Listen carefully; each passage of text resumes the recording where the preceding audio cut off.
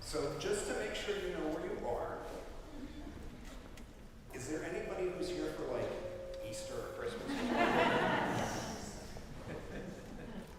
Just checking, you know. So welcome and Happy New Year, Shana Tova. I'm Jeremy Kreidel, I'm Machar's rabbi, and I'm glad to welcome everybody for our high holidays as we start the year 5785 in the Hebrew calendar. We had a long discussion in the family and children's service about why you would have a new year now.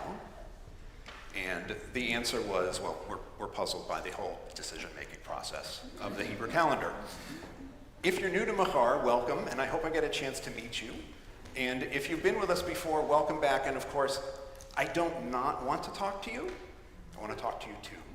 But, you know, we'll see what happens. We just had to put more chairs in the room. So that's okay, right? I know that some of us are more or less comfortable being in a big room like this. And we're being joined by returning and new participants who are joining us on the internet. So those who are joining us on the internet, welcome to you as well. If you are in the room with us today, take a look around and see where the exit sign is. The exit sign is there. That's the closest exit in the event of a fire or something like that. The problem is, if you have mobility needs, you might not want to use that exit.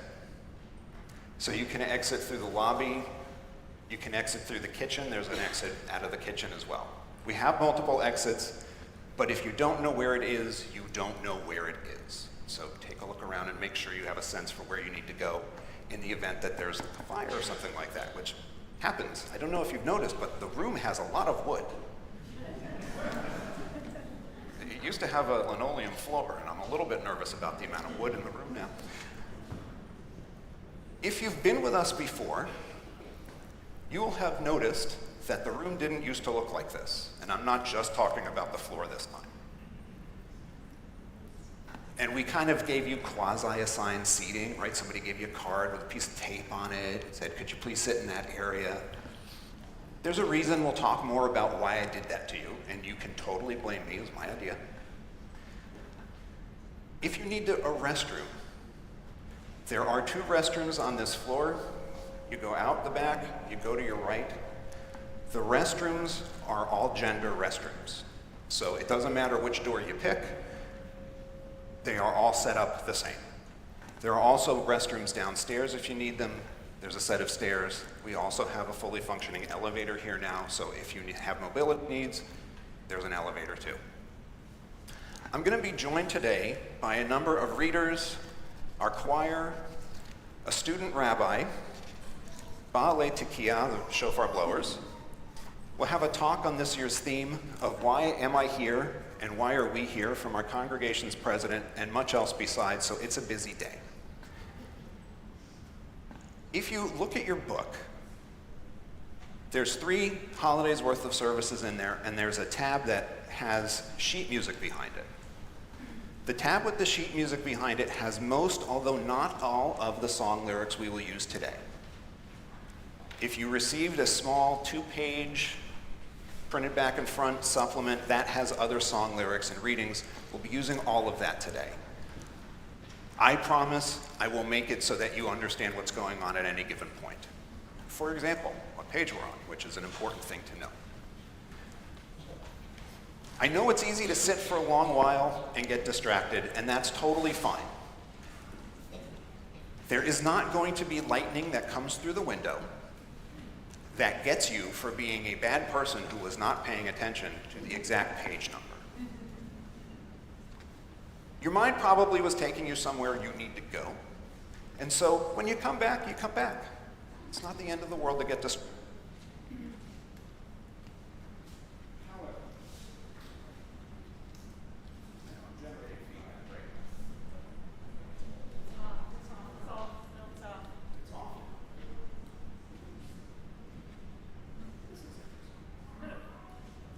Should be on it. Yeah, it seems to be timing out. So I guess every so often I'll just go silent. It may need a battery. Okay. While we're waiting for that, no one wants to be the person whose cell phone goes off in the middle of someone reading. So if you could take a moment to take out your and do what just happened to me, which is silence your phone.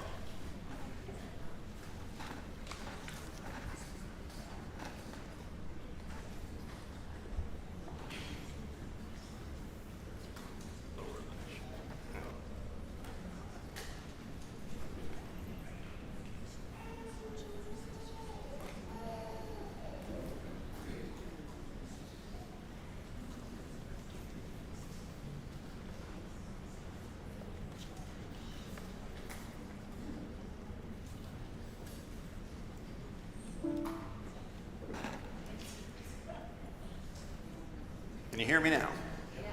Okay, we're like the Verizon ad. Every so often, not going to be sure that you hear me. Before we kind of turn to our service in earnest, there's a reason for the new seating arrangement, and it's so that you're not only seeing the back of somebody's head and the shoulder of the person next to you. So you're probably seeing the back of two people's heads or something like that. In the room, we're going to just take a moment to meet the people around us. Part of the reason for the random sitting is I know that you'll sit in groups that you're accustomed to being in. So we've shaken it up a little bit. So just take a minute or two, introduce yourself to the people around you so that you get a sense for who's here, because it's very likely to be someone you haven't met before. So just take a minute, be friendly.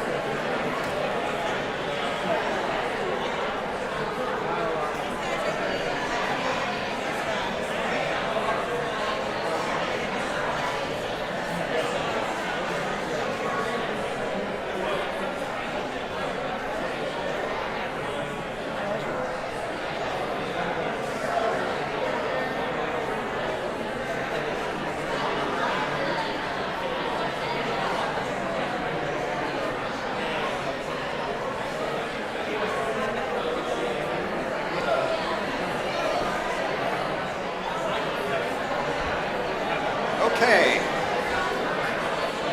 Hey, if you can hear me, clap once. If you can hear me, clap twice. If you can hear me, clap 3 times. I know the Machar people are getting tired of me doing this as crowd control, but it works. So we are on the top of page 1 together. In case you were wondering how this works, if the prompt says all, that's you. If we have songs, please feel free to sing along, and if you don't know the words but you pick up the melody, there's a Jewish la la la, yai bye bye, lie lie lie, some kind of diphthong syllable works pretty well. So welcome and Happy New Year, Shana Tova. We have come together as family and friends, as congregation members and visitors, as people of diverse heritages to join others throughout the world in celebrating Rosh Hashanah, New Year's Day in the Hebrew calendar, and the anniversary of the world according to the Talmud. All of us are here together because of our connection to the Jewish people through birth, choice, and association. As the first day of the Jewish year, Rosh Hashanah marks a turning point of hope between what was and what will be, between what is and what ought to be. We share with many a humanism that draws us together here in our common quest for moral self-assessment and self-correction. As one year ends and another begins, we gather to each reflect upon our words and deeds and to renew our commitments and efforts to improve ourselves and our world, to fulfill our human potential. We are here today to celebrate another year of life and reflect on the year that is ending, on our milestones and our mistakes, our joys and our sorrows, on the lessons learned and the challenges and questions still to be faced. We'll begin by singing a song wishing peace and well-being to one another, Haveinu Shalom Aleichem, and yes, please do sing. We want to hear your voices too.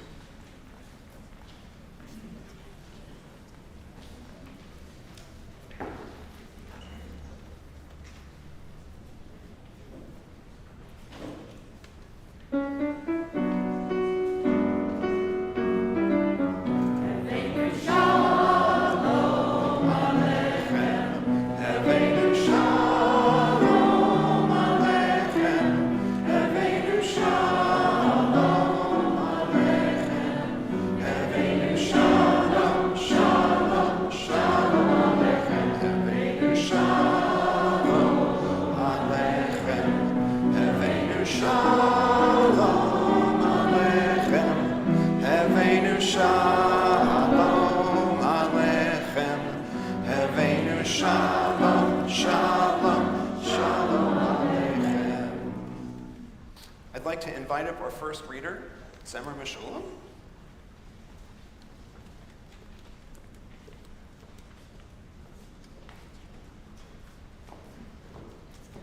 And we will join together, well, I'll join together and you'll join in after.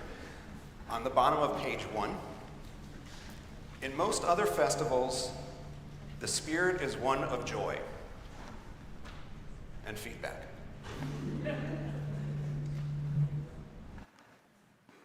Let's try that. Okay.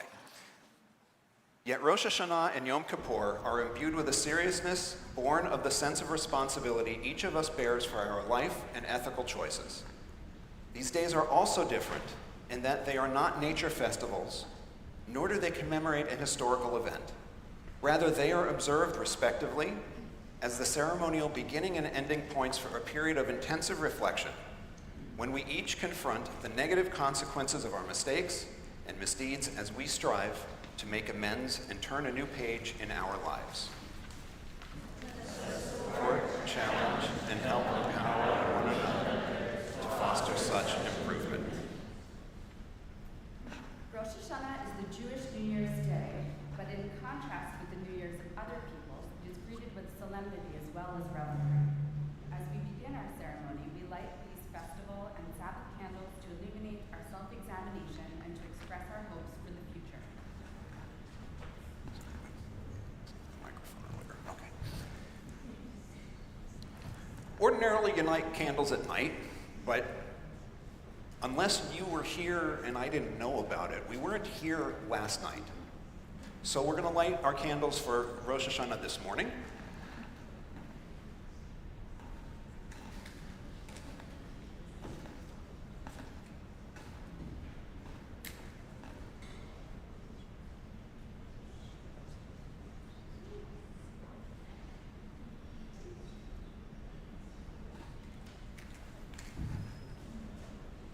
Yivarech et ha'or ba'olam, Yivarech et ha'or ba'adam, Yivarech et ha'or b'yom tov.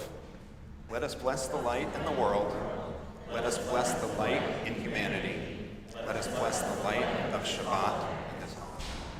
How many people read Shabbat? Just as candles radiate warmth and illumination, so too may we. Just as our forebears kindled such flames for themselves and us, so too may we shine our lights for the present generations and those yet to come.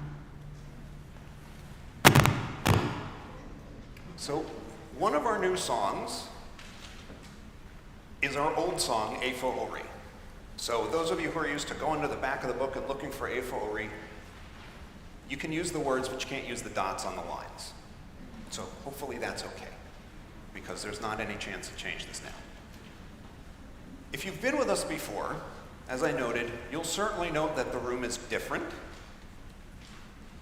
And there are probably a little bit of, what the heck did you do here with the seating arrangements? And you can ask why, and it's fair. We call ourselves Machar, the secular humanistic Jewish congregation of Greater Washington, but a congregation isn't all we are or want to be. Congregation really is just the Latin version of the Greek word synagogue, and they both mean the same thing, a group of people being pulled together.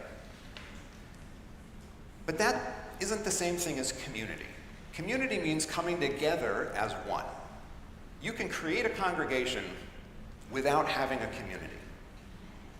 Having community means laying bare some of ourselves. It requires being known and not simply knowing. The 20th century Jewish philosopher Martin Buber talked about this using terminology of I-thou. An I-thou relationship comes about when we look to people for who they are rather than what they do for us. We're about to sing Eifo Ori, which encapsulates much of what humanistic Judaism thinks about what we can rely upon and who we need to be in the world, one another's light. We're using a new melody, and you'll notice a few new musical pieces this year. And we're going to approach Eifo Ori a little bit different from years past. There's no other way to put this. I'm going to make you feel a little weird for a while. You'll know what I mean when you start to feel weird. And my challenge to you is, since we only have a short amount of time together today, push through the weird. Open your heart a little bit. The melody we're going to use is not a typical Jewish minor key melody. So you can maybe get yourself lost in it a little bit. And I know we're not used to doing that. Well, it's Machar. I know there's a lot of people who think really hard and then feel hard but kind of push it down. Don't push it down. As you learn the melody, just let yourself go on autopilot. Don't worry about what you sound like. Just sound how you sound. It will feel strange until hopefully it doesn't. And just let yourself flow with the music a little bit and open your heart as we come together, not simply as a congregation, but as a community in which we start to know one another. And so the words for Eifo Ori are number 2 in the hymnal section. But again, the dots will not help you, just the words.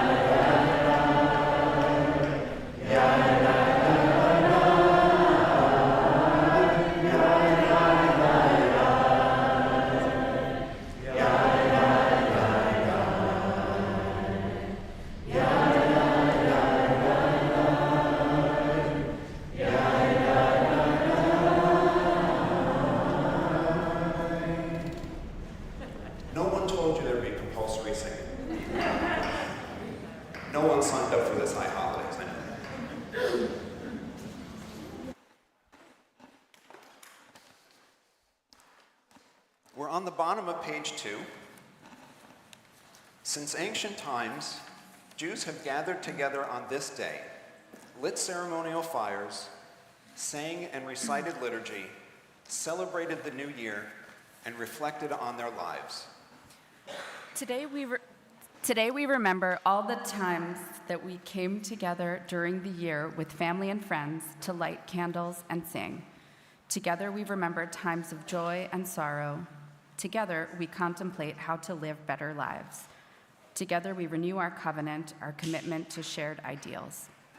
These memories of the past and ideals of a better future help shape and give meaning to our lives. These memories and ideals link us with our forebears and heritage, and we hope with generations to come. As we reflect on our good fortune to begin another year of life, let us say a Shehecheyanu, a celebration of the new, the rare, and the wonderful. Yivarech kol dor vador Shehecheyanu v'kiyamanu v'higiyanu lazman hazeh. Let us bless the goodness which we have encountered in the world, which has kept us alive and sustained us and brought us to this moment. Let us celebrate this Rosh Hashanah, this head of the new year, by being mindful of how we help create the world in which we live. Let us begin this new year by cleansing our hands and our hearts, by correcting our mistakes and making amends with those we have hurt. Let us value this day of celebration and reflection by striving to put our hearts into all we do, today and every day. Let us inaugurate this new year by being truly present and engaged, by reaching out to others, by lending a hand.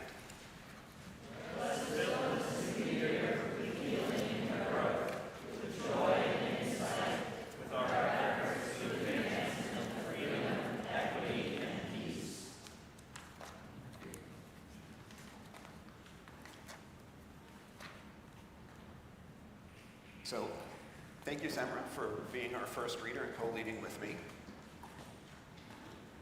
I'm going to ask Julie and Darren to come up. So, we have two families that are providing our readers today. So, Julian, if you want to grab that box.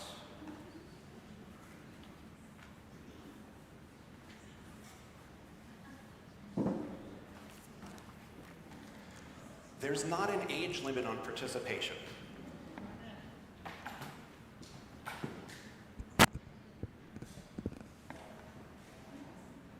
There's not an age limit on participation, so we really like it when our JCS students get involved too. We are on the top of page 4. So if you are willing and able to do so, please stand and sing with us to the traditional melody, our humanistic Shema. Shema Yisrael, Im Kol Shonutenu, Kol Ha'adam Echad, Kulanu Na'avod, Litakein Et Ha'olam Hazeh. Hear, O Israel, with all our diversity, humanity is one. Together, let us work to improve this world. So, before you start reading, isn't the Shema only supposed to be one line? Why do we do it twice? Why was there a second line? I mean, you can answer if you want. A lot of what we do in our liturgy reflects Jewish tradition. And it is traditional on the high holidays for the Shema to pick up its second line, sung, when often it is not. So we have our second line, Kulanu Na'avod, which probably comes as a surprise. Why am I doing the same melody twice? You'll find a lot of things like that in our service that sort of reflect past tradition in a different way.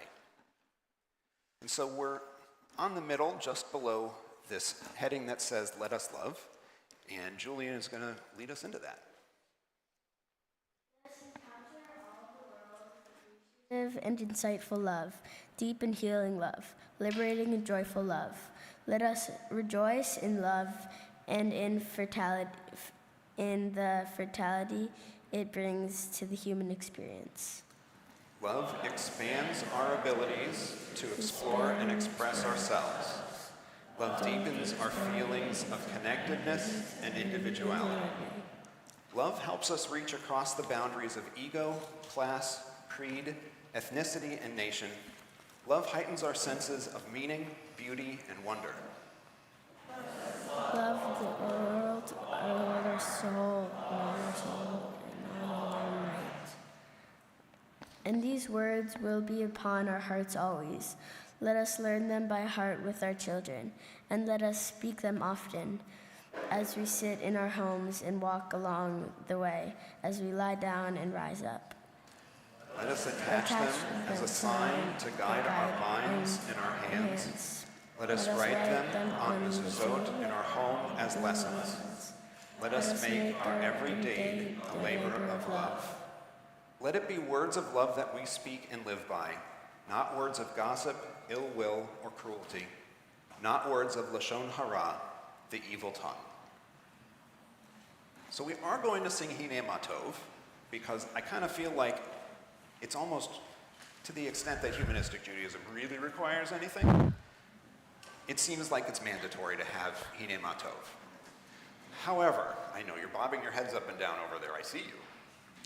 However, the melody is going to be different and the words are going to be a little expanded. So if you go to your supplemental packet, there's a sheet with song lyrics, and you'll see that's something called Hine Matov number 3. We're just accumulating Hine Matovs over here. That's how it works. So,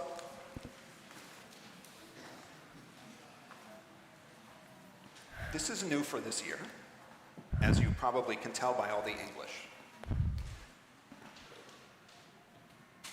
Our choir is going to lead us in singing.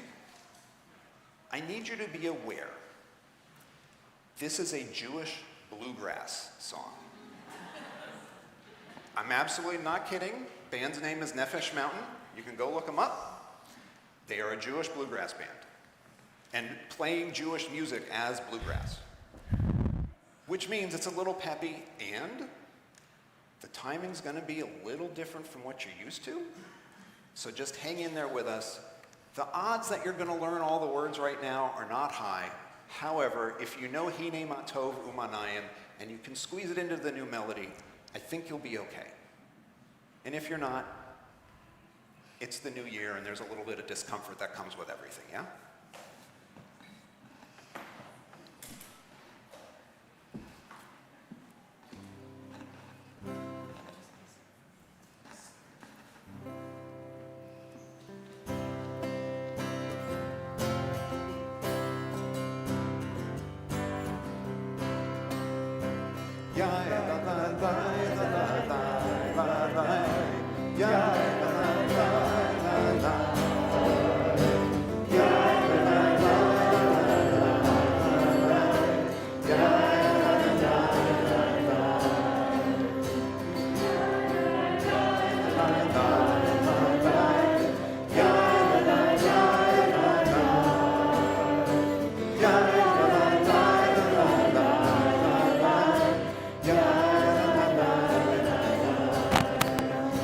Come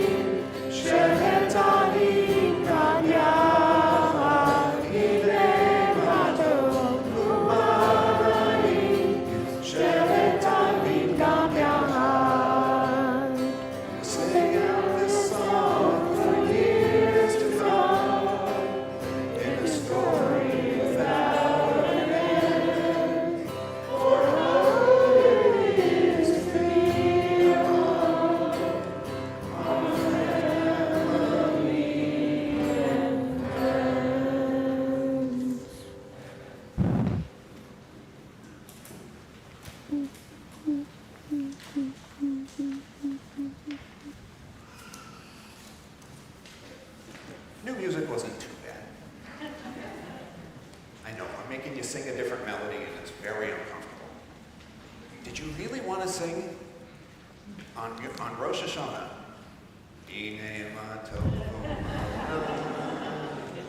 Okay. I mean, some people do, and that's great, but some people want to sing something new too. So we're on the middle of page 5. We won't need this again until page 14. We're on the middle of page 5, and we're about to have our Amidah. If you're familiar with the purpose of the traditional Amidah, it might seem a little odd that we have one. If you're not familiar with the Amidah, a little school lesson here. Because I know, if you went to a synagogue school, in all likelihood, no one told you what you were doing. They just told you to do it. The overall timetable for the Jewish day that the rabbis came up with about 1,500 years ago, and it sets the tone for like all of Jewish history that follows, is this. 3 times on a weekday and 4 times on Shabbat and certain holidays, an Amidah is recited. There are several names given to the Amidah, including HaTefillah, the prayer. Amidah is what we seem to call it most often in the US because Amidah means standing, and, all that complaining about sit, stand from synagogues, the Amidah is the stand part most of the time. Why so many times per day? The Amidah was meant by the rabbis to replace something that could no longer be a part of Jewish life as they knew it. Daily and holiday sacrifices at the temple in Jerusalem. And so the rabbis determined that reciting the correct prayers at the correct times of day would serve as a substitute for the sacrifices of animals and other food that, to their thinking, ensured that Jews who had sinned would be reconciled with the God of Israel, and ensured that the Jewish people could continue to show its loyalty to the God of Israel. If the Amidah was meant for that purpose, it's fair to ask, why do we even have one at Machar? Because whatever your beliefs about the existence of a god or gods, I'm really not aware of any of us genuinely anticipating the resumption of animal sacrifices, or in any of us believing that we need to reproduce the temple's slate of sacrifices by means of prayer.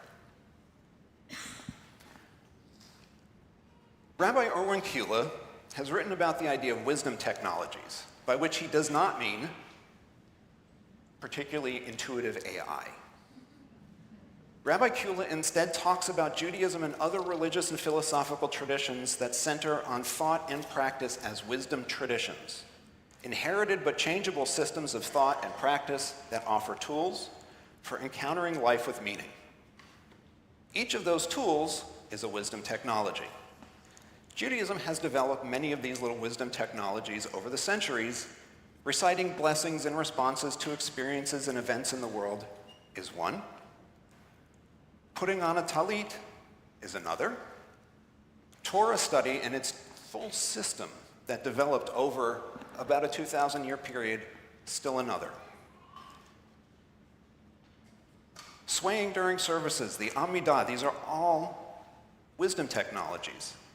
And Rabbi Kula calls them technologies on purpose, because individual technologies can cease to be meaningful or relevant.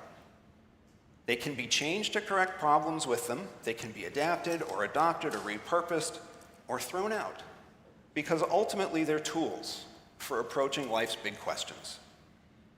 The Amidah is a Jewish wisdom technology, a tool that's available to us when we want to make meaning out of something like the high holidays.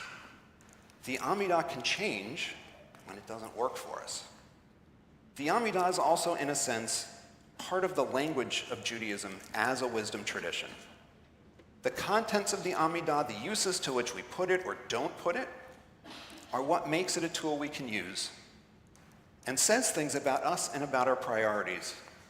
But at bottom, what most changes in Rosh Hashanah services as compared to other services for other times and days of the year is the Amidah itself. Walk into your neighborhood Orthodox synagogue today. The book is really big. And a lot of what's changed is the size of the Amidah. We change it up by having an Amidah at all. Because if you join us online for Shabbat, you'll notice that we don't have an Amidah. In part because who wants to stand in front of their camera and it's all out of view? But because we use the Amidah as a tool recognizing that this holiday is different. And so I hope you'll join me as we make use of this ancient tool, putting us in line with the past while setting the stage as we step toward the future. We are in the middle of page 5. Since the temple stood in Jerusalem, Jews in a standing position, Amidah, have idealized qualities they attributed to their ancestors and deity. If you are able and willing to do so, please stand together now to proclaim our shared ideals and will to act upon them. Together, let us remember those who have come before us, who have given us life, love, and our culture. Such is our Zikaron Chazdei Imot Va'avot, our remembrance of the kindness and merits of our mothers and fathers. Let us work together in mutual aid to benefit all. May we thus advance mutuality, Milut Chasadim, our best response to being parts of a vast and interdependent world. Let us be thankful for all that sustains us, for all that gives us contentment and joy, compassion and understanding.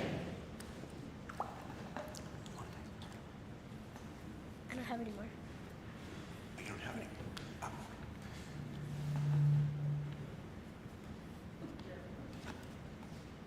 Okay. May our efforts help bring such well-being to all who live on earth. Let us work for peace, shalom, in our relationships, our communities, and our world. Let us recognize and celebrate our differences to better live together. Thank you, Julian, for coming up and leading part of our service with us today. And if you'd send your sister Serena up.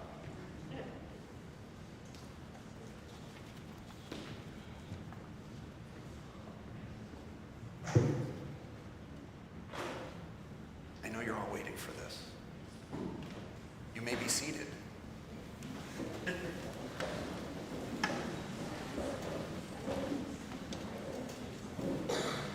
We're on the top of page 7.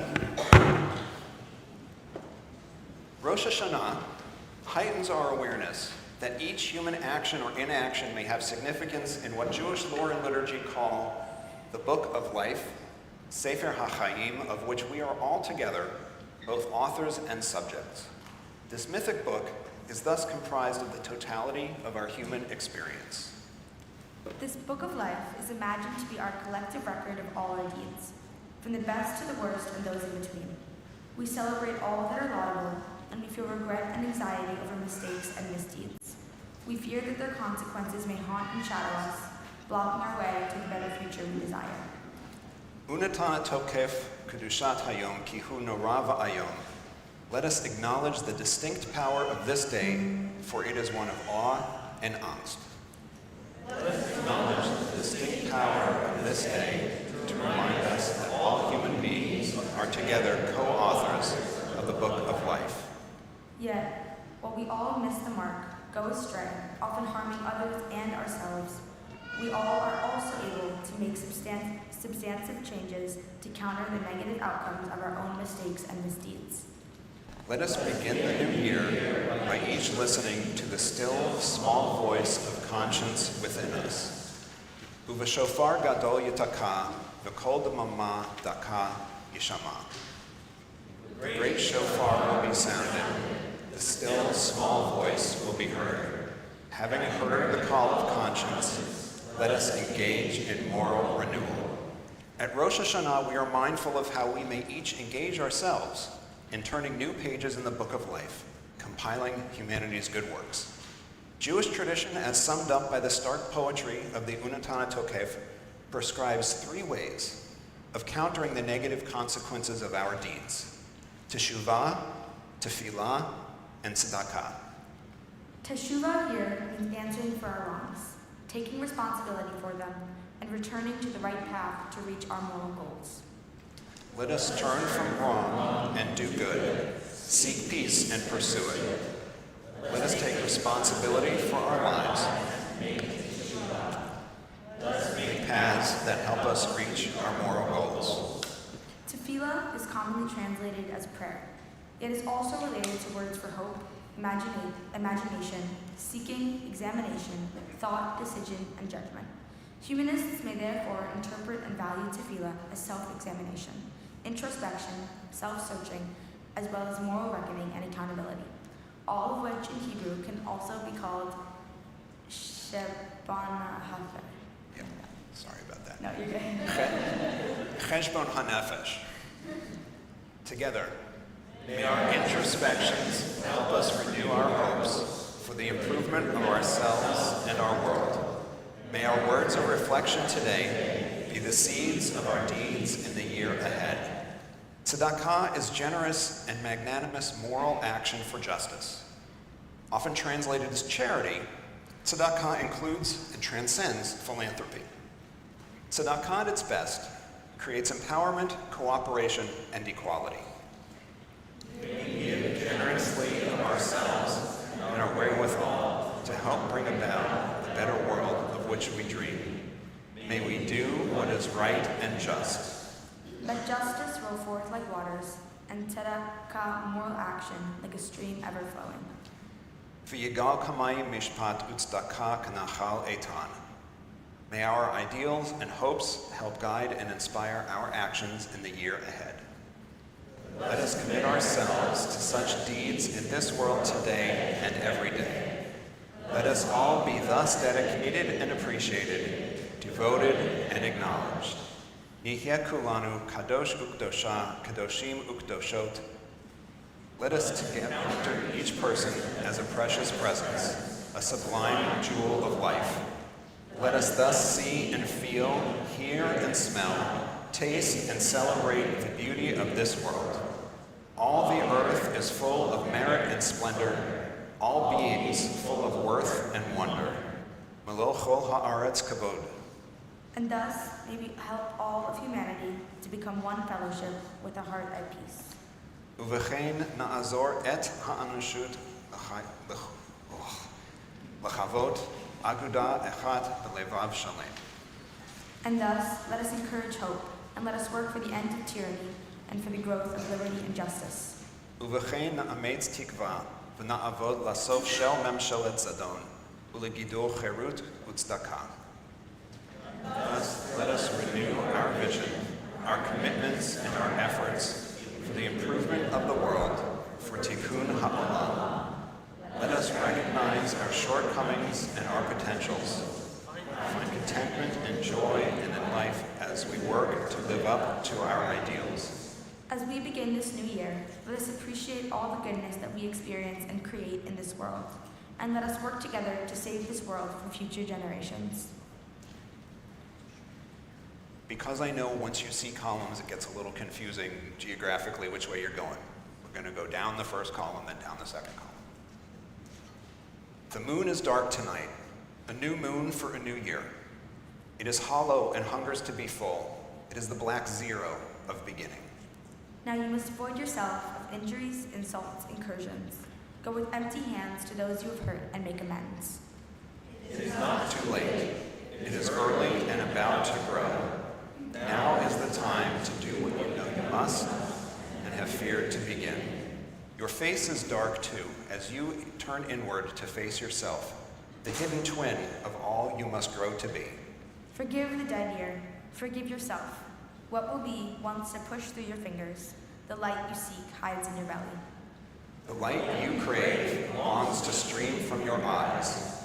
You are the moon that will wax in new goodness. Thank you, Serena, for leading part of our service with me today. Every year, we have speakers from within our congregation who come to talk about sometimes whatever it is that strikes them and sometimes on our theme. Our speaker today will be Will David. Will is Machar's president and treasurer. One day you're going to shake that treasurer thing, maybe. And in prior years, he served on Machar's board and as one of the congregation's vice presidents. As with all of our speakers this year, Will's speech will focus on his understanding of our theme for the holiday season. Why am I here? Why are we here?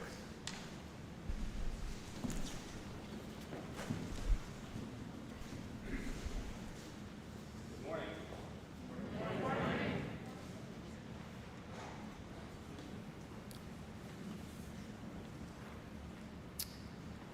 When my wife Marty and I got married 21 years ago, we picked out a marriage ketubah that had many messages that resonated. But the one that stood out for us was, "We shall create a home that will honor each other's cherished traditions and values." We now know that this was a secular, humanistic Jewish ketubah from an SHJ-affiliated website. But back then, we didn't know anything about secular humanistic Judaism, or even that it had existed. We just liked what the ketubah said, and we were writing our own wedding ceremony, and it fit well with what we were creating. It was a secular service with Jewish symbolism that we both liked. We got married under a chuppah. I broke a glass at the end. Marty was raised in a Catholic home and attended 12 years of Catholic school. When we met, we were in our early 30s. She was not religiously affiliated, not religious at all. With credit to an ex-boyfriend, though, who was Jewish, Marty was extremely knowledgeable about Judaism and about the history of Israel. For my part, I grew up in a conservative synagogue in Newport News, Virginia. My grandfather, my father, and my younger brother have all been presidents of that conservative temple in Newport News. After Marty and I got engaged, when we were in Newport News, we went to high holiday services at that conservative synagogue that I grew up in. She would lean over to me, point to the English translation on the left side of the page, with the often repeating phrase, "Blessed art thou, Lord our God, King of the universe," and she would raise an eyebrow. Bottom line is, despite our different backgrounds, we were both secular, humanistic Jews. We were both completely aligned around a comfort with Jewish culture and many Jewish customs. I think it's that in Judaism, it's more important what you do and how you behave than what you believe. There was a natural fit for Marty, and that's always resonated with me too. We went on to have two girls, now 18 and 20, and we both wanted them to identify as being Jewish, though not in a religious sense. Despite that, we actually decided to have them converted to conservative Judaism when they were little, as we were told that this will allow them to go on a birthright trip to Israel if they wanted to do that. We just wanted them to have a ticket to play in whatever they decided to do. So as a prerequisite for this conversion ceremony, we had to meet with 3 conservative rabbis in Norfolk, Virginia, and we both had to be interviewed together. Now, to appreciate this story, you have to understand that as relates to Christmas, ever since adulthood, Marty felt that the tree and the decorations were more of a nuisance than they were anything else, and she had actually never celebrated Christmas as an adult. Whereas I, the Jewish one, actually thought Christmas was fun, based on my one experience with an ex-girlfriend, where they had put me up to dress up as Santa Claus. In full costume, I walked in with a puppy under each arm, surprise gifts from my then-girlfriend and her sister. So we're sitting in front of these 3 conservative rabbis at a conservative synagogue in Norfolk, and the rabbis knew that I was raised as a conservative Jew and that Marty was not Jewish. During the interview, they looked at Marty and asked, "Will you be okay with never celebrating Christmas again?" We both laughed. The rabbis looked confused. Knowing that I had enjoyed a Christmas celebration in the past, and she was long done with it, she said to them, "You're asking the wrong person." You need to ask him. He loves Christmas. We then tried to explain, I don't think they knew what to make of us. But the kids got their certificates, and we put them in their baby files if they ever want them. Fast forward to our move to Vienna, Virginia, 11 years ago, and our oldest daughter, Kate, was approaching bat mitzvah age. We had long stopped attending services at a conservative synagogue, but Kate had gone to the JCC preschool in Williamsburg and in Newport News, identified as being Jewish, and we all wanted her to be bat mitzvahed. It was then, now 8 years ago, that we found Machar. Kate was bat mitzvahed with Rabbi Nechama, and 2 years later, our younger daughter, Ella, was bat mitzvahed with Rabbi Jeremy. Like we had done with our wedding ceremony, we worked with the girls to create a custom service. I actually taught the girls to read Hebrew so that they could recite a Torah and Haftorah portion. That's not traditional for Machar, but we did it primarily so the girls would feel like they had learned to recite Hebrew just as their cousins had done. They also wrote and delivered presentations.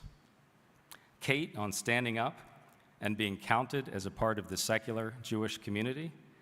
Ella on her connection with humanism and doing acts of kindness for each other. I think I've answered the question, why is our family here at Machar? Machar has provided our family a community where we feel comfortable as secular Jews, where we can believe what we say on the high holidays, where we have found a like-minded community. Our girls, now young women, identify as being Jewish and are proud of their heritage, though it's not grounded in religion. And why am I here as a congregant, still as treasurer, and now as president of Machar? After our girls finished their bat mitzvahs, they went on to focus on high school.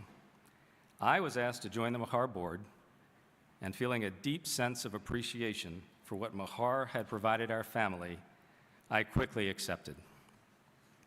When later asked to become treasurer by Larry Lawrence, I thought that catered to my finance background, and therefore that I could be of service to Machar in that capacity. A few months ago, Elaine Dancis persuaded me to succeed her as president. Honestly, I feel that it's an awesome responsibility. Machar was founded 47 years ago by a group of 7 people who wanted to start a secular humanist congregation in the DC area. Since that time, many people, many of whom are in this room, have given to Machar much of their time and energy as well as financial support. We still exist today because of you. And today, it's an interesting time for Machar. We are collaborating with 2 other Jewish congregations for Sunday school and adult education, including Beth Chai, the other Jewish humanist congregation in the DC area that was actually founded by our founders, from whence they split and formed Machar 40 years ago. And now, I communicate with that congregation's president several times a week in collaboration and in partnership. Who knows where it might lead? Fundamentally, I am here because it is important to me that Machar continue to grow and thrive. I think secular humanistic Judaism has an important place in the Jewish world and in the world at large.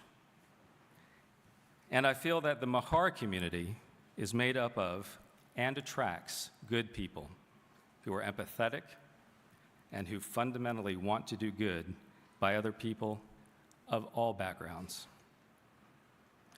For those of you that are here today that have helped this congregation in many, many ways over the years, I hope you know how much you are appreciated.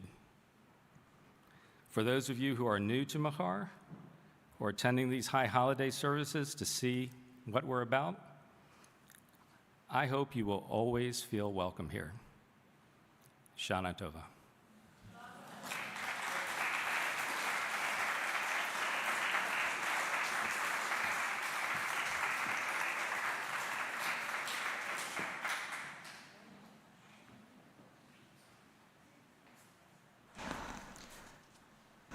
Thank you, Will.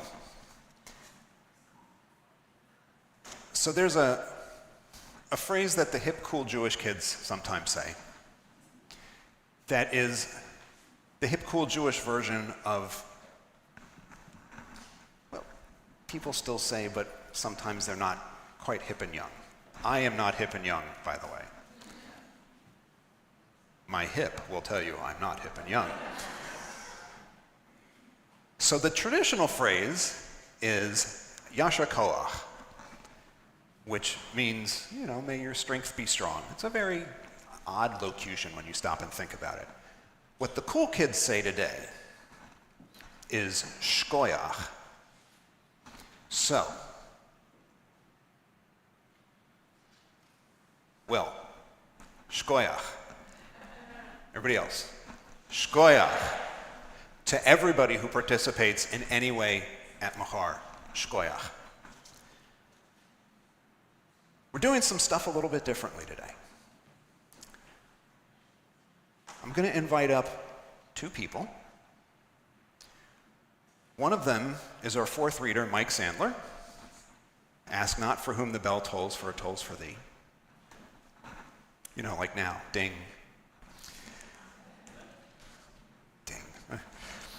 The other person is a local student rabbi, Jacob Hudson, who himself has been a teacher in our Sunday school.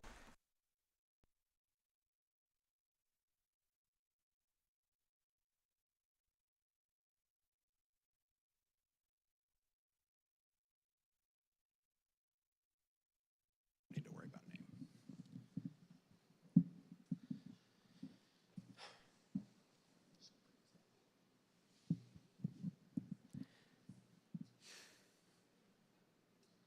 Nerves. Humanity has long cherished the enduring ideals of a just order, transcending the misrule of tyrants and the sorrows that flow from our own misjudgment and misdirection. Rosh Hashanah is also called Yom Hadin, the Day of Judgment. We gather to observe this day as one dedicated to human self-examination, self-judgment, and self-correction. We make this season one of moral renewal as we begin the new year together, by each of us acting as the author of our own becoming and inscribing our hopefully ever-improving selves into a metaphorical book of life. Aleinu, it is upon us. It is our responsibility together to cultivate and sustain progress in this world, using our evolving capacities for human self-determination and harmony. Together, connected with the peoples of all other lands, all the families of the earth. Our lot is the same as theirs. Thus we must stand together for equality, liberty, and peace. The highest value is in the breath of life. Nothing is more precious.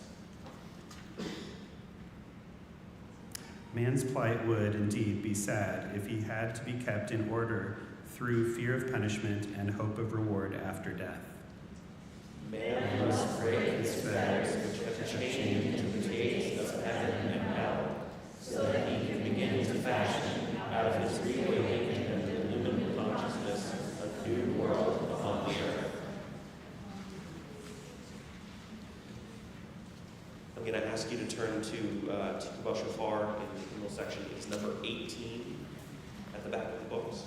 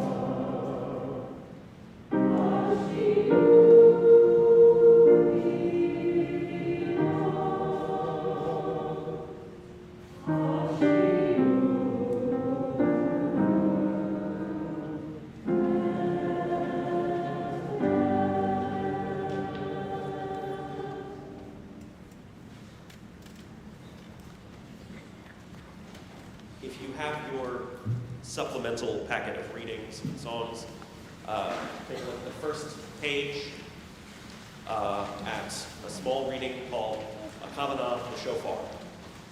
Kavanah is a Hebrew word that means intent, or intention, or even preparation. And the idea behind a kavanah, as we use it here, is that it provides a tool that prepares our thinking as we move into a particular activity. The shofar takes us into the self that is hidden from the self, and then returns us to the world. In the silence, we hear the voice of the other, we hear what has gone unheard. How long should it take to blow the shofar? Just take a stopwatch out and count, right? Easy. Except the Torah doesn't actually provide any specific rules for how long the shofar must be blown. The rabbis of the Talmud, a good 800 years or so after the Torah was completed, came up with a unit of measurement that I think you'll agree is entirely unhelpful. They say each note, excepting the big tekiah gedolah that happens at the end, should be for 9 whimpers. Today, the consensus among rabbis is that that's basically 3 seconds, which is kind of a mercy because a shofar isn't the easiest thing to get a sound from. I'd like to invite up our shofar blowers, tekiah, as we begin to listen to the notes for today.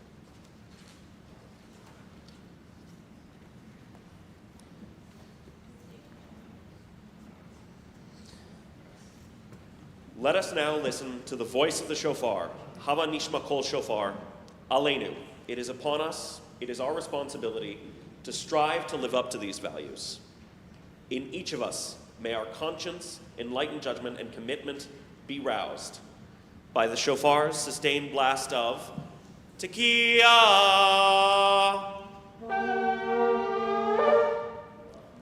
by the broken notes of shevarim,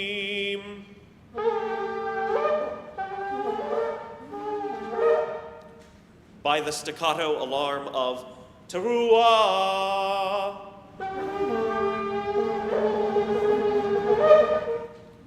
and by yet another blast of tekiah.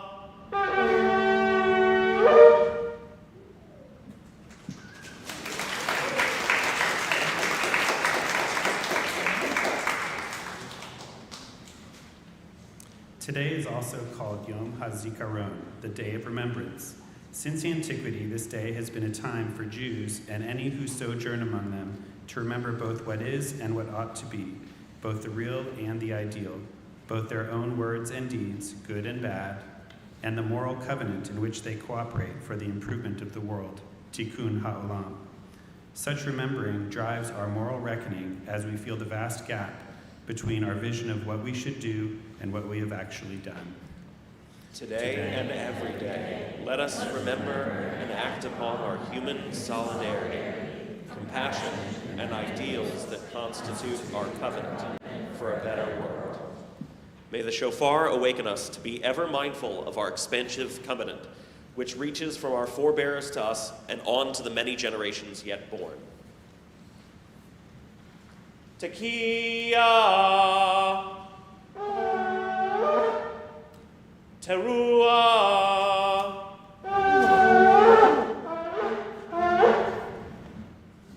tekiah.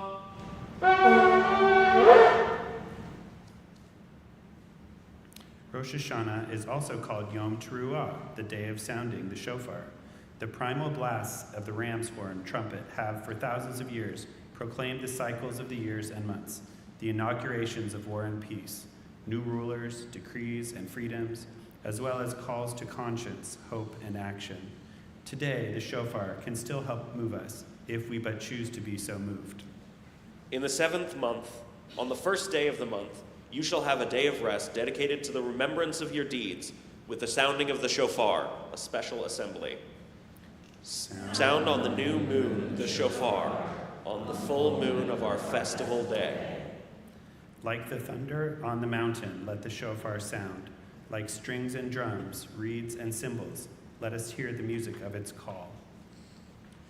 Tekiah, Shivarim, Tekiah.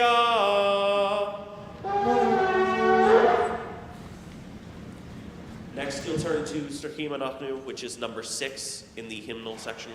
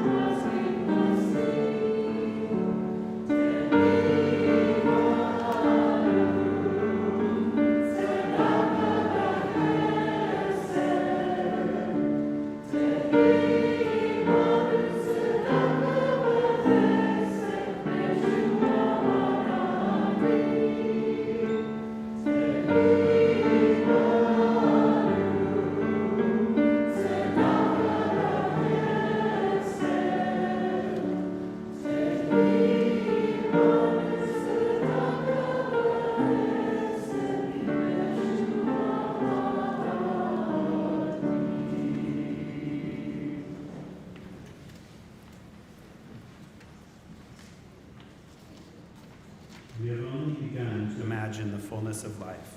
How could we tire of hope? So much is in bud. How can desire fail? We have only begun to imagine justice and mercy. Only Begun to envision how it might be to live as siblings with yeast and flour, not as oppressors. Surely our river cannot already be hastening into the sea of non-being. Not yet, not yet. There is too much broken that must be mended. Too much hurt that we have done to each other that cannot yet be forgiven. We have only begun to know the power that is in us if we would join our solitudes in the communion of struggle. So much is unfolding that must complete its gesture. So much is in bud.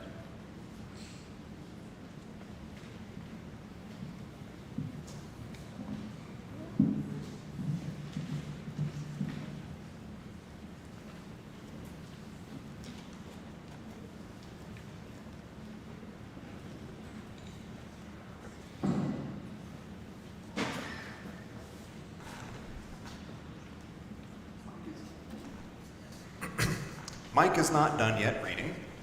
He'll be back up. Jacob, however, gets a well-deserved break and a quick shkoyach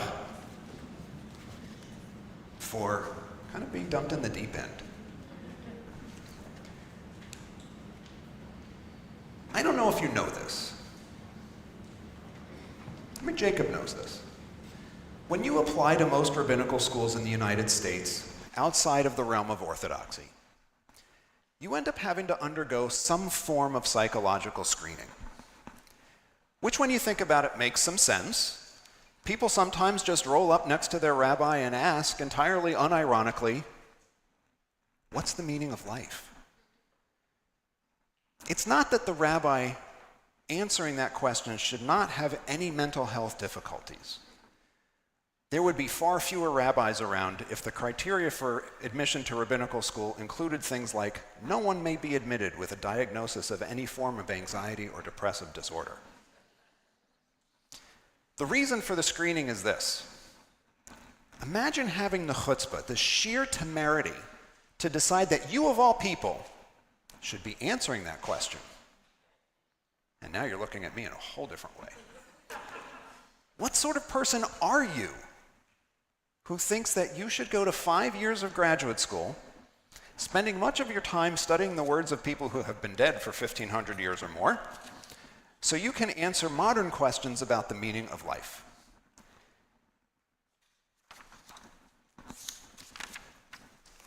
I out-clevered myself on my notebook. Here we go.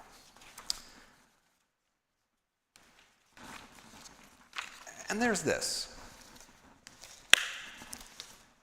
We don't really know the meaning of life or why things happen, so how exactly should anyone think they're qualified to answer questions like, what's the meaning of life? Or, as we're asking today, why am I here? And the truth is, we really don't know why many things happen in this world. Most of our answers to why questions about the natural world are actually how answers, not why answers. Take the stereotypical kid's question, why is the sky blue? If we say, well, it's because of Rayleigh scattering, we aren't really explaining why, we're explaining how. And by the way, Homer in the ancient Greek said that the sky was bronze and that honey was green. So maybe we don't really have a grasp on how. We can't answer the big why. Why are we here? Because we're here. If we push, in good Western philosophical style, we might come up with some other answers to questions of purpose, to the big why questions. But those answers also kind of don't work out. Why does the universe exist? Why am I here? Or, as the late Rabbi Harold Kushner asked, why do bad things happen to good people? By the way, that's not the title of the book. The title of the book is When Bad Things Happen to Good People, because Rabbi Kushner already knew he didn't have the answer to why. We could keep asking those questions, but I think you see the problem.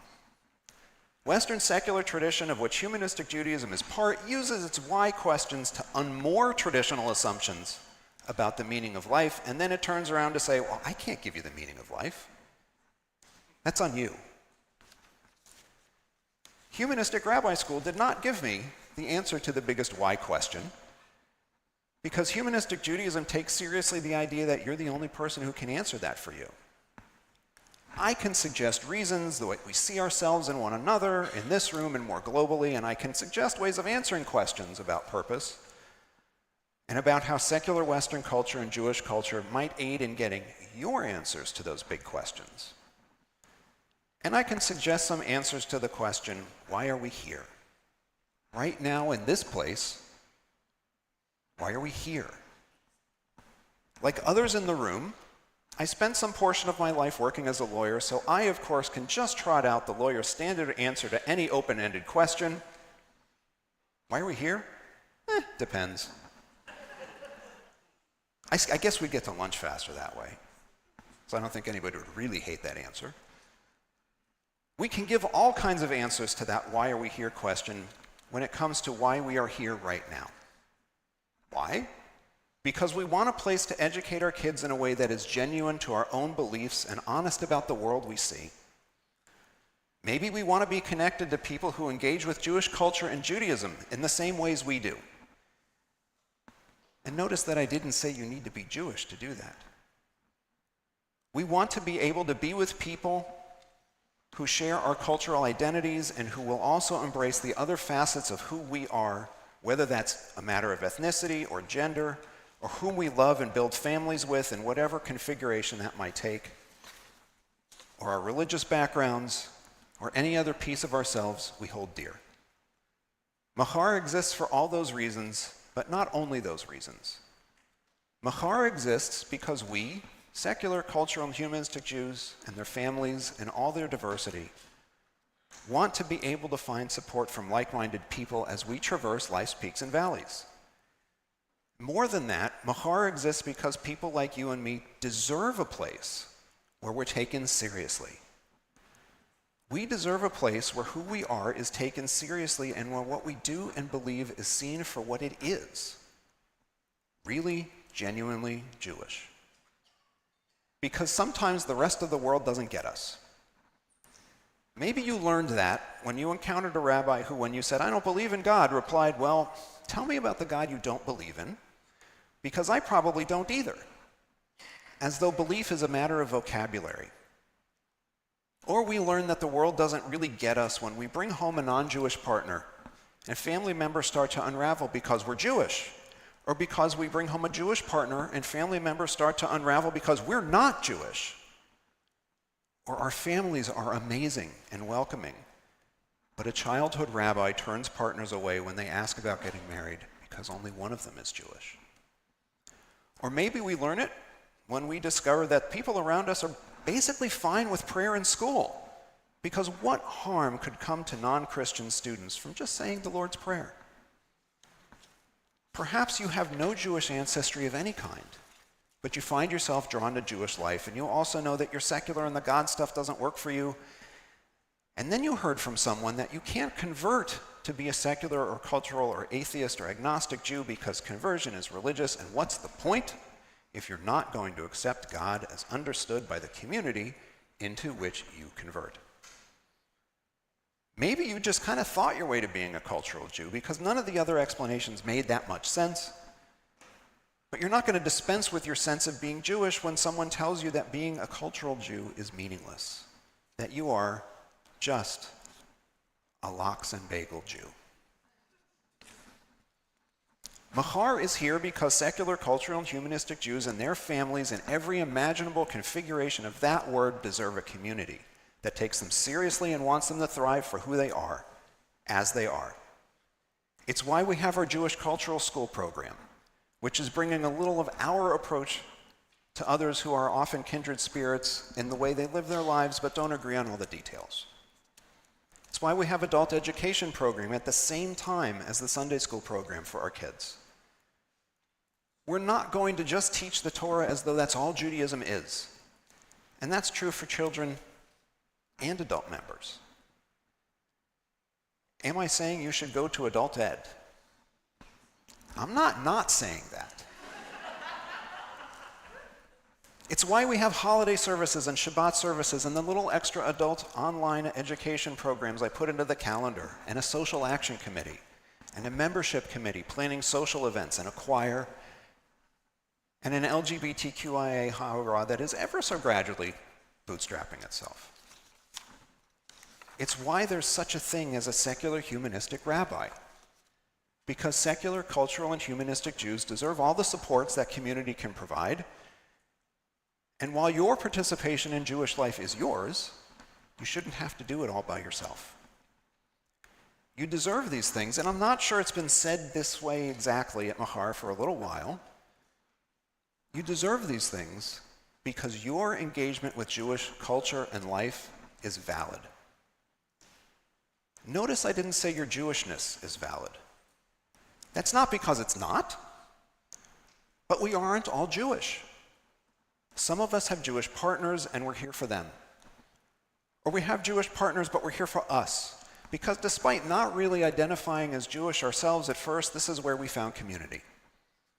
Or we don't identify as Jewish, we have no personal ties at all to Jewish life in our family, but this community just somehow works. Why am I here? Why are we here? Why are we here? Because you deserve a place where you belong. A place where you don't have to say things you don't believe and can say the things you do. A place where there are others who believe and think and feel that way too. A place where through the triumphs and tragedies, the simchas and sorrows, and please submit your simchas and sorrows to our newsletter. I'm never not going to be in sales. You deserve a place where through all of that, you can find support from people whose answer to tragic loss will take seriously that sometimes we can't find meaning in tragedy, but we can find it in each other. A place where right and wrong and engaging in tikkun olam, social action, happens in a way that reflects the priorities of many secular and cultural Jews. Why are we here? Because that's the kind of place Machar wants to be.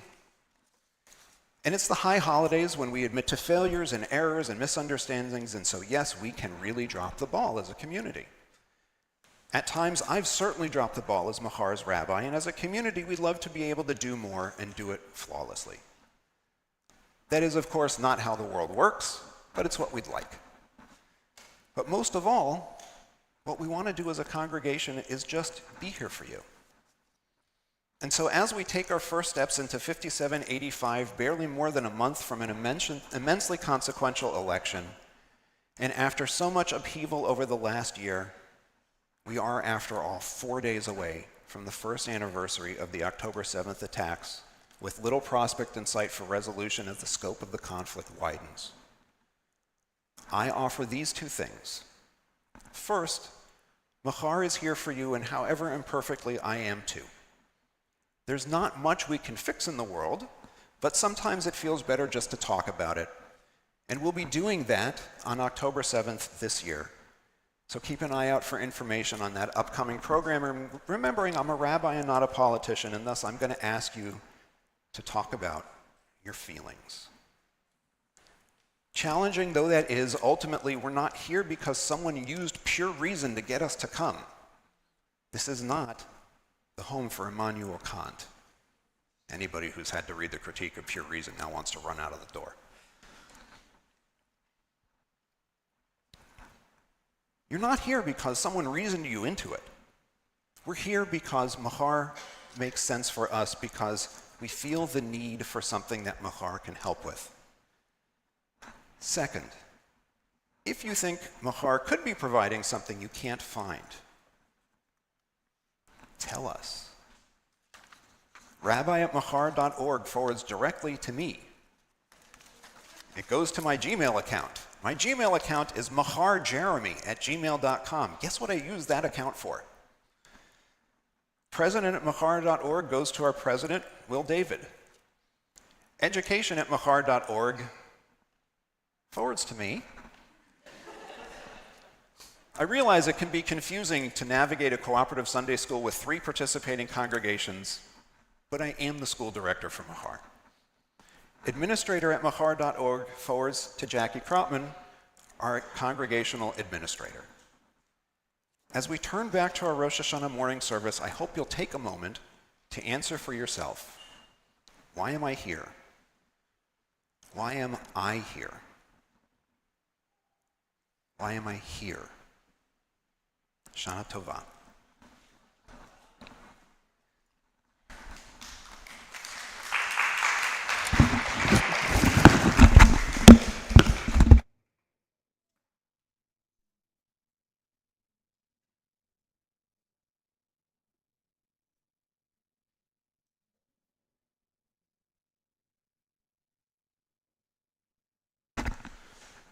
So we are on the middle of page 14. And you wouldn't necessarily know it because we haven't been standing all this time, but we actually just finished the Amidah piece of things, because the shofar blowing in Rosh Hashanah mostly comes during the Amidah. And one of the pieces of the traditional Amidah is a Birchat Shalom, a blessing for peace. And so we have a song that's built off of the traditional blessing for peace. It's called Shalom Rav. So if you've been in other synagogue settings, there's a good chance you've heard this song before. We changed the words. I will not apologize for changing the words. It's in the supplemental packet. Our choir is going to come up. This is the last time you have to hear this fakakta thing.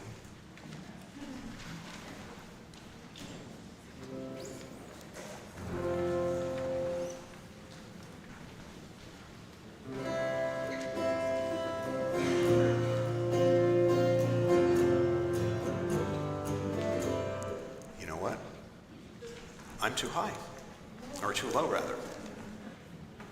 Has anybody seen that? I picked the key that works for me and not for them. It's not the best choice on my part. Okay. Better?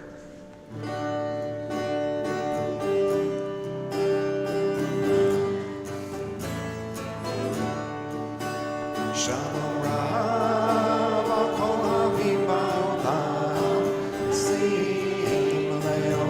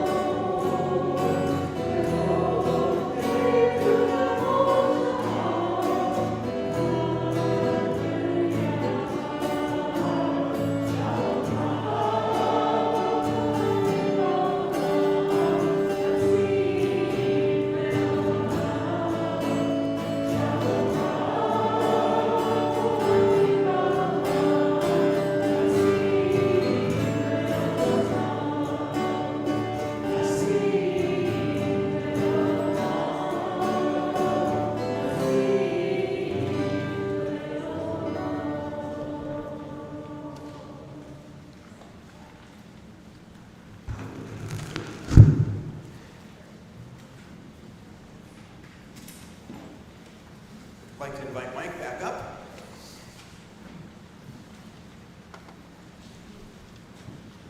As we start our section on New Year and New Life, we're on the middle of page 14. That life is both fleeting and uncertain is a truth that presses upon the mind with special force as the old year ends and the new begins. Time speeds on and we go with it, and though we have seen the year close, we can never be sure of seeing the end of the new. Since life is so fleeting and frail, we must begin the serious use of it at once, and begin it by entering upon the task of self-examination and self-ennoblement, which is its essential preliminary. A new year, say the rabbis, should inaugurate new life. Let us consider the limited time we have on earth and use it wisely. Let us create value in each of our days. May we use diligence and foresight our span of time. May we cherish and steward the best legacies of generations past, and, through our own deeds, contribute to generations present and future. Generation upon generation, door by door, we cultivate the virtues that shine forth the highest qualities of our shared humanity and elevate the human experience. There are those who now look back in complacency and indifference, who accept the fruits of the long journey but ignore the bitter costs of liberation and its lessons in tenacity and endurance. They hear the strangers, and the road passes them by. There are others who look back in gratitude and humility, who remember that few present blessings have been won without the sacrifices of the past, who continually reevaluate the spiritual and cultural treasures that the travail of the journey has produced. These are the true heirs of the generations, and for them, the long and agonizing journey has been worthwhile. If you take a look at the supplemental readings you received when you came in, just as we had a kavanah, or statement of intention, before shofar blowing, we have two kavanot, that's the plural, for your consideration. Take a few moments before the Kaddish to look for the kavanot we've included in the packet, so that if they're helpful, you can use one or both as ways to focus your thoughts before our mourner's Kaddish. So take a moment or two and see if there's something that speaks to you.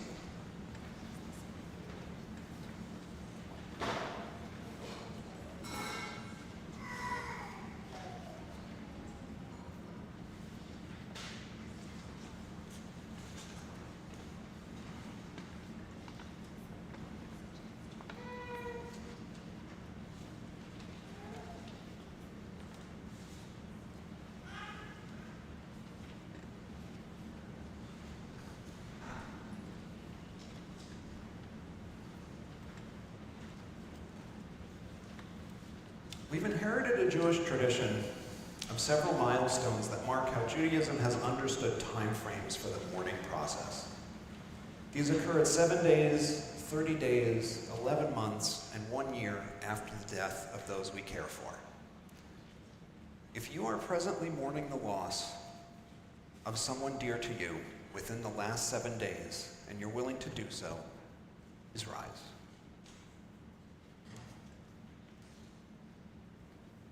If you're presently mourning the loss in the last 30 days of someone near to you and willing to do so, please rise.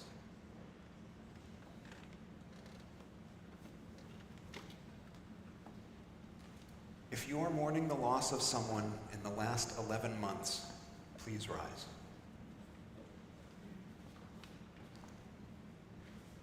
If you are mourning someone, the anniversary of whose death is around this time of year, please rise.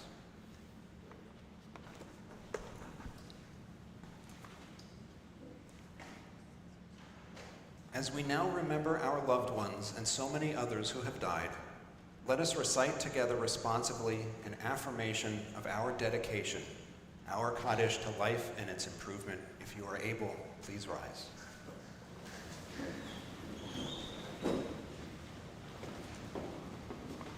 Together, let us recall each person a blessed memory in all their humanity with strengths and limitations. Let us honor and learn much from the best and the legacies of our loved ones past, for the sake of all those who now live, and for the sake of all those who will yet come to live in this world. Thus, let us stretch ourselves to reach for greatness, and let us dedicate ourselves in the name of the living multitudes of this world. Nitgadel v'nitkadesh b'shem riboy achayim ba'olam hazeh.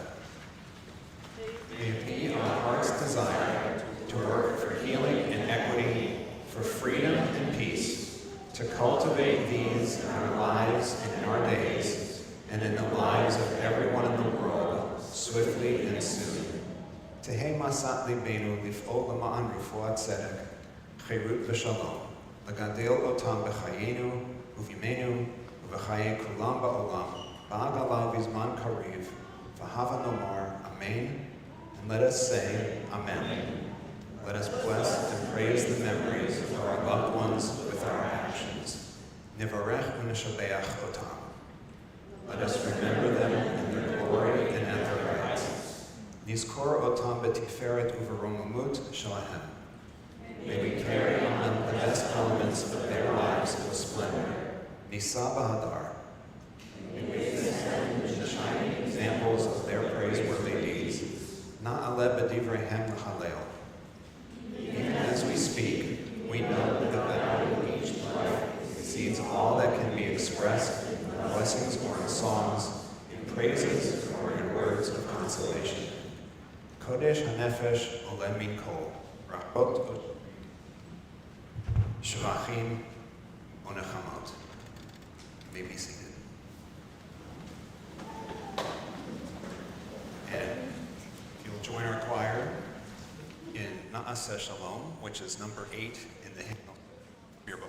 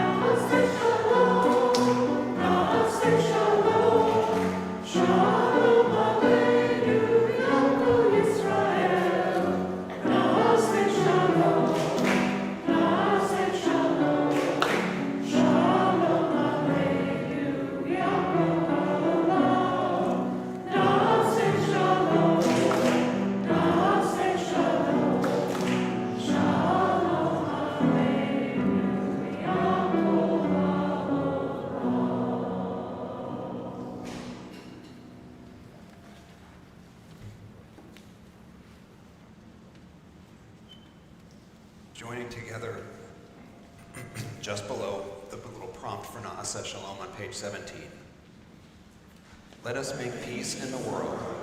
Peace is our responsibility, the responsibility of all the Jewish people, all of Israel, and the responsibility of all peoples in the world. Let there be peace for us all. Let us reach out to one another to help bring peace to those in grief and strife. Let us care for each other wherever someone suffers loss. We all need community, and as we encounter life's peaks and chasms, let us make our congregation a sanctuary of humanity, a place to feel our pain and joy together, a space to plumb the depths of our souls and heal our wounds together, a spiritual home where we share our poetry and songs, our visions and labors of love. For those who mourn, let us offer you an oasis of peace in this caring community. For the ones we mourn, Let us find lessons and inspiration in their legacies. Let us remember righteous actions for a blessing. Nizkor tzedakah livracha. Amen. We are on the top of page 18, and it says a blessing for children. If you have a child nearby that you'd like to try to bless a little bit, see if you can consensually put a hand on them somewhere so that a little bit of you flows to them. I realize that teenagers are going to avoid this like the plague. That's just how it is. Just as we remember our loved ones past and celebrate the best in the lives, so too do we hope for our children and all who will yet be born into this world. We bless you and watch over you with our love. We hope that your learning and good deeds bring you joy and long life. May you help others and be an example to all, just as others help you and show you the paths of goodness. May the best within you shine forth with compassion. May you always lift up your face to meet others in peace. As we hope for peace in the world, we must commit ourselves to working for peace. While force may sometimes be necessary to defend ourselves, we also know that violence and war are not able to solve humanity's problems. As they themselves are parts of our moral feelings, let us renew in our deeds the words of ancient Hebrew prophets Isaiah and Micah, who taught us, "Nation shall not raise up sword against nation, neither shall they any more learn more."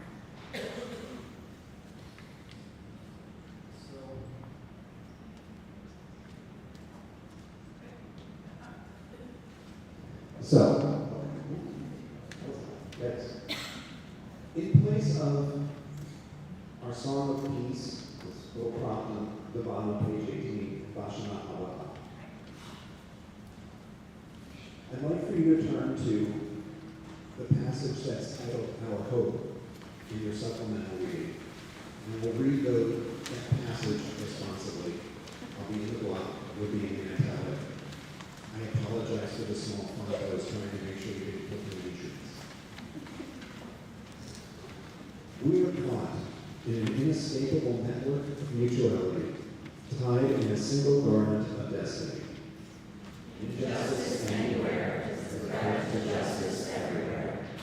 There are some things in our social system to which all of us ought to be maladjusted. Hatred and bitterness can never cure the disease of fear. Only love can do that. We must evolve for all human conflict a method which rejects revenge, aggression, and retaliation. The foundation of such method is love. Before it is too late, we must narrow the gaping chasms between our proclamations of peace and our lowly deeds which precipitate and perpetuate war. One day, we must come to see that peace is not merely a distant goal that we seek, but a mean by which we arrive at that goal. We must pursue peaceful ends through peaceful means. We shall hew out of the mount of despair a stone of hope. Thank you, Jameson and Mike.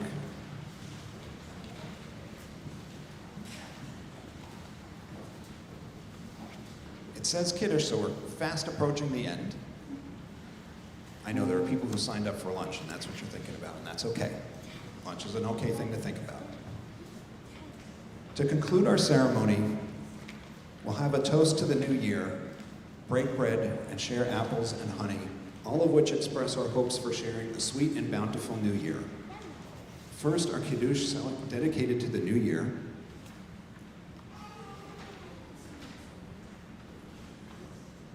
Wine, symbol of pleasure and sorrow, symbol of passion and the blood of life, symbol of plenty and of excess.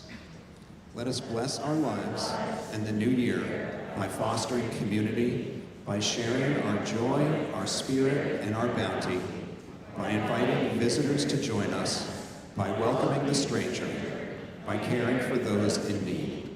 Let us celebrate wine as a symbol of all that is good in the world. Let us drink a toast with the fruit of the vine to life.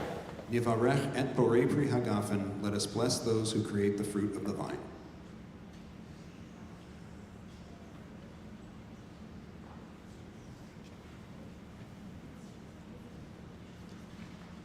I forgot to unwrap it, and I will not be eating the plastic.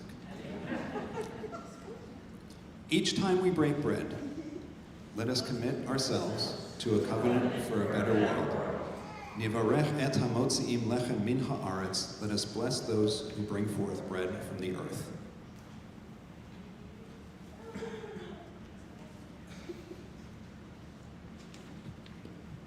The apple's beauty, fragrance, and taste inspired ancient Jews to see it as the symbol of sensuality and lust for life. The apple was also included in many Jewish legends as a symbol of good fortune and hope.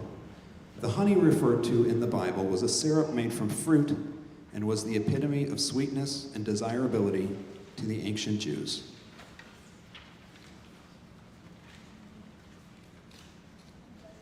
May our sweet apples and honey remind us to appreciate and find contentment in life's healthier pleasures.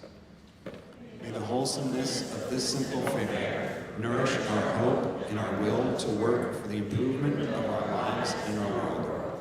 Livriut, b'tei avon, to your health, bon appetit. To my health, bon appetit. There's apples and honey later. We're coming close to the close of our service, and so I'd like to invite up Will David, our president, again, to make some announcements, and I believe a special presentation is happening. Is that?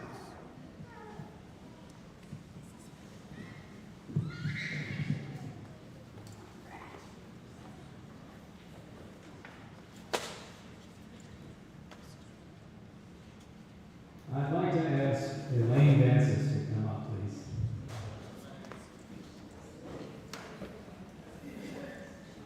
Elaine did not know we were going to do this.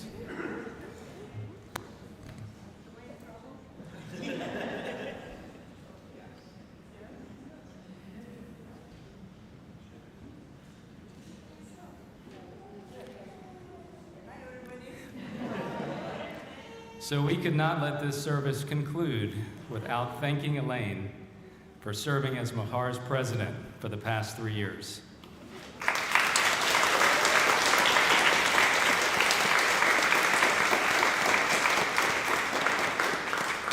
Elaine took the helm, having not followed the typical progression of first serving on the board or being the vice president. Instead, she agreed to go straight to the top job because our congregation needed her, and she stepped up. Over the past 3 years, she has given of herself tirelessly. She has spent many long hours, week after week, in support of Machar. Because of her efforts, many good things have happened at Machar. Our committees have become more purposeful and functional. Elaine guided us through the first year of our Sunday school and adult education collaboration with Kahila. And Elaine and Barry spent many hours migrating us away from Quicken and Excel spreadsheets onto QuickBooks Online and SchulCloud, which provides us a much more robust platform with which to manage our congregation. I think the basic test of an organization's leader is, did you leave the organization in better shape than you found it? Elaine, you certainly have done that, and we are all grateful for your leadership over the past 3 years.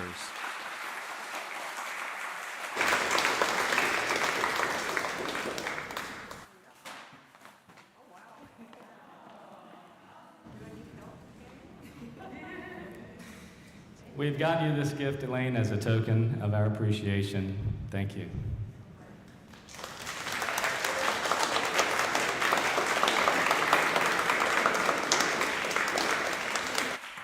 Thank you, everybody. I couldn't have done all my work without many people helping and stepping up and being on the board for hours and hours trying to solve all the Machar and world issues.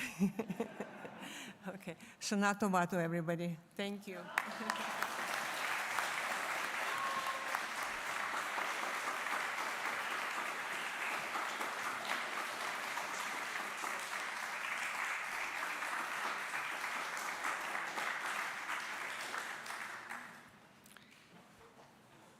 Many people are involved to make our high holiday services run smoothly. There's a lot of people I'd like to thank. For the main service, our choir, Misha Clive, Greg Gryza, Joy Markowitz, Joanna Pratt, Joyce Rosenthal, Michal Zelenin, and musicians, Harry Appleman on piano, Rabbi Jeremy Cradell on guitar, our shofar blowers, I think we had two, didn't we? Dan Everett and Piper Tabachman.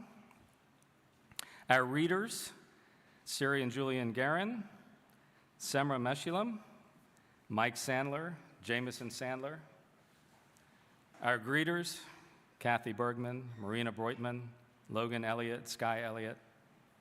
Security and check-in, Elaine Dancis, Barry Dancis, Dunya Hecht, Emily Blake. Apples, Honey, and Honey Cake, Barbara Francisco, Mark Maurer. Our child coordinator, Sharon Rosenberg. Instrumental in setup and collaboration, Kathy Bergman. For the children's service, our leader, Rachel Hanadari. Our pianist, Adam Nam. Our shofar blower, Solomon Sandler. Apples and Honey, Darlene Bash, Miriam Gittler. And a very, very special thank you to Nadine Wetstein.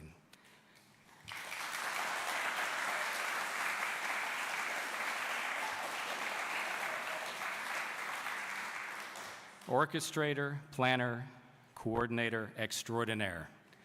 It is a huge lift to organize everything for high holidays, and we are lucky that she does this for Machar. Our congregational administrator, Jackie Krotman. Communications, registrations, check-in, badges, handling all of the administrative details.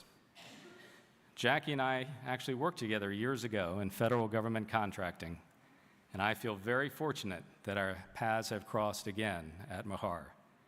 She is stellar at what she does and critical to keeping the Machar train on the tracks.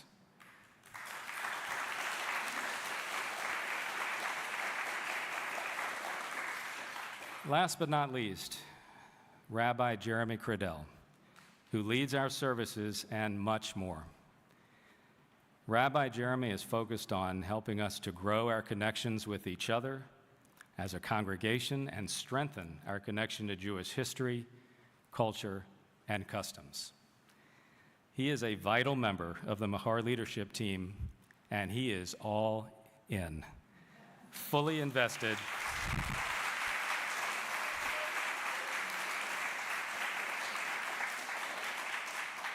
Jeremy is fully invested in Machar's present and future.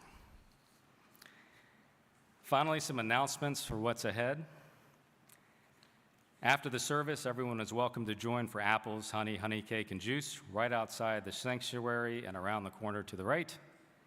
For those who registered for lunch, lunch will be through the hallway in the fellowship hall. As Jeremy mentioned earlier in the service, Rabbi Jeremy, on October 7th at 7 o'clock, there will be a Machar-wide Zoom event for sharing reactions to the anniversary of the October 7 attacks. 1 year ago, Hamas's attacks on Israel occurred and war followed. With Rabbi Jeremy moderating, we'll gather online to mourn the lost and share how we're feeling on the first anniversary of the 10/7 attacks. Please consider joining us. On October 8th at 7 p.m., also on Zoom, we'll have one more Thinking Tuesday adult education session with Rabbi Jeremy focused on the high holidays. Kol Nidre services are on October 11th at 7:30 in the evening. Childcare is available during this service. Please register in advance on our website. For Yom Kippur on October 12th, the children's service will be at 9:30. Please register in advance for the children's service. The main service will be at 10:30. Childcare is also available during this service. Register in advance on the website. During the main service, there will be a memorial portion of that service that will include a remembrance of innocent victims killed during the October 7 attacks and in the aftermath of the ongoing war. On October 20th, we will celebrate Sukkot at 10 a.m. at Cabin John Regional Park, which we'll be holding in conjunction with our partners at Beth Hai and Kahila Hadashah. More details and a sign-up sheet is coming soon. Details on all of the services and events, including adult education, speakers on Adult Ed Sundays, are in the weekly update sent via email by our congregational administrator, Jackie Krotman, every Thursday to everyone on the Machar listserv. If you're not receiving these and would like to, please let Jackie know. You can email her at administrator@machar.org. And lastly, at the conclusion of the service, for all of those who are able and willing, if you could come up to the front, and we'll all face that way, we're going to take a picture for the website. Shana Tova.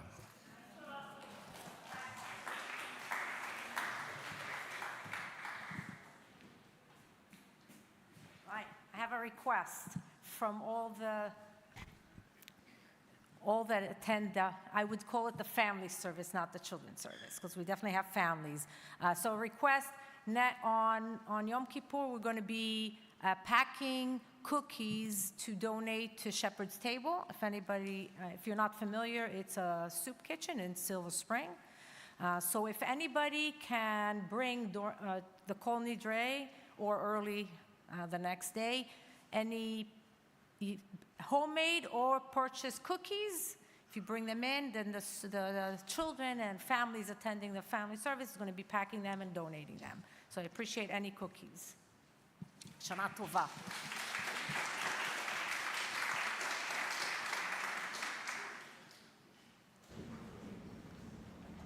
A quick thanks as well to all of the folks at Cedar Lane who make it possible for us to have our holiday services in a physical place that is welcoming and works for us, and that provides amplification and all of those kinds of things that we need. Coffee afterwards at the lunch, for example, which, I'm sorry, my blood is 50% coffee. So I certainly need it even if you don't.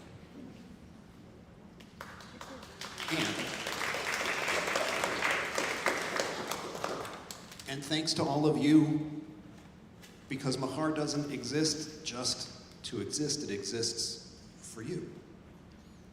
So you are entitled to thanks for figuring out that you needed a community and for finding it and coming together as one, which isn't a thing that I can make happen standing here 2 days a year. It just isn't how it works. We're in the middle of page 20, so we're going to hear the shofar one more time. So I'd ask our shofar blowers to come on back up.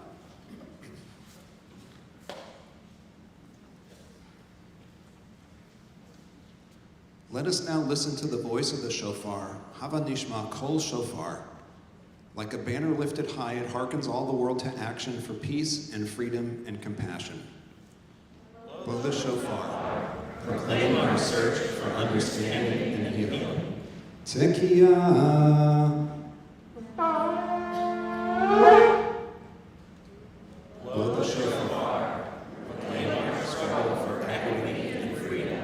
Shivarim.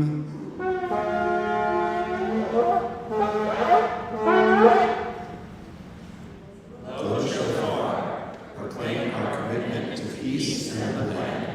Teruah.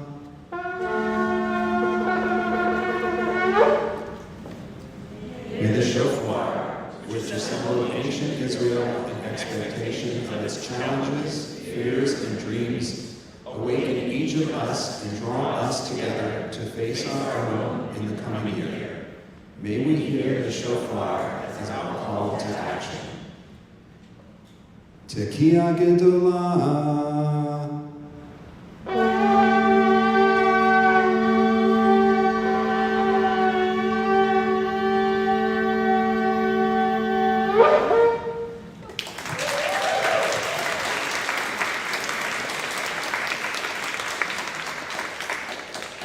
Shkoyach.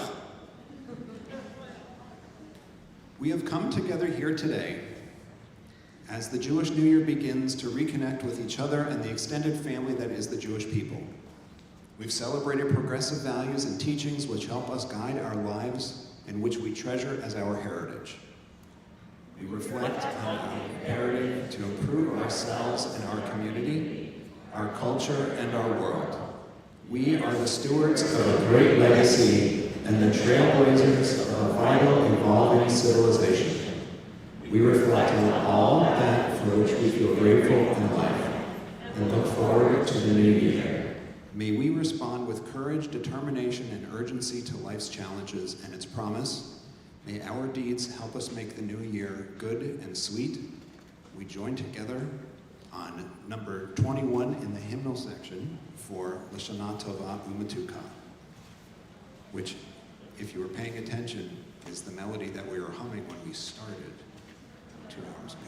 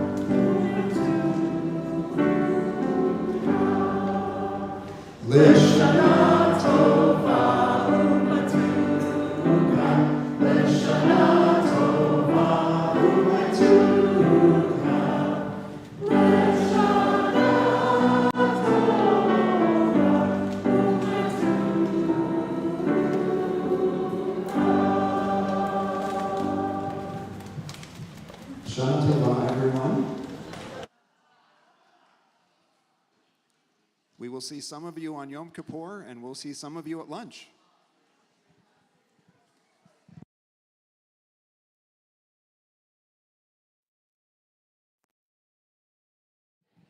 Don't forget to join us for a photo. Come on up front.